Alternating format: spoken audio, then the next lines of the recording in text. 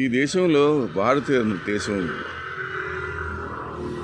India దీనికి చాలా పురాణం. కానీ ఈ రోజుల్లో కొందరు పెద్ద పెద్ద డైలాగులు మాట్లాడి మేము అది చేస్తాం, ఇది చేస్తాం, అది చేస్తాం, మీకు న్యాయం చేస్తాం, ఏం చేస్తాం, అది చేస్తాం అని స్టేజ్ మీద ఎక్కినాక మైక్లో కొట్టుకుని అబ్బో సినిమా డైలాగ్ లాగా స్క్రిప్ట్ రాసుకున్నట్టు మాట్లాడుతూ ఉంటారు. నా అనుభవం ప్రకారం ఈ దేశంలో మన ముఖ్యంగా ఆంధ్రప్రదేశ్లో ఒక చిన్న పిల్లడు కూడా వాడు అసభ్యతగా మాట్లాడతాడు. పోలీస్ స్టేషన్ వాళ్ళు కూడా ఏం పట్టించుకోరు. వాళ్ళ ముందు మొన్న క్వశ్చన్ అడుగుతారు, నువ్వేమన్నావు అని. సో నేను ఒక పిరికి పందలాగా తెలంగాణలో హైదరాబాద్లో చేరాను. మన రాష్ట్రంలో నాకు న్యాయం జరగలేదు. నా ఫోను 19,216వ తారీఖున లాగేసుకుని నాకు ఇంతవరకు ఫోన్ అవ్వలేదు. ఏపీ అటాచ్ పోలీసు వాళ్ళని పిలిస్తే కూడా వాళ్ళు కుంభక్ అయిపోయారు. ఇది అండి మన చరిత్ర.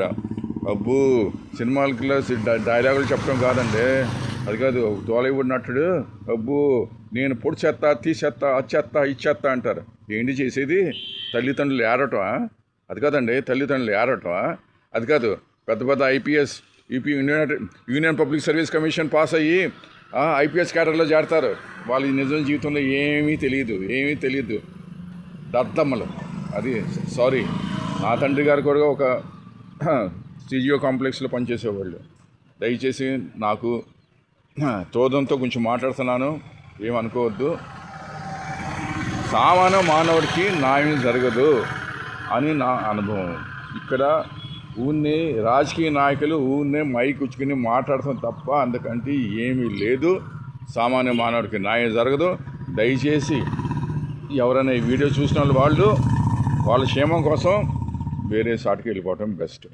నేనైతే ఒక పిరికి పందలాగా చరిత్రలో పిరికి పందలాగా మిగిలిపోతాను. అది నేను శత్రుడినే.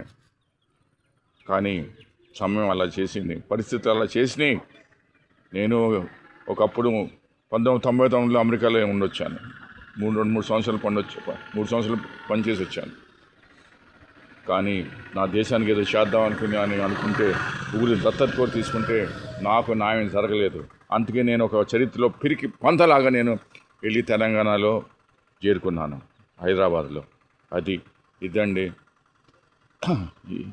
ఇంతతో సమాప్తం.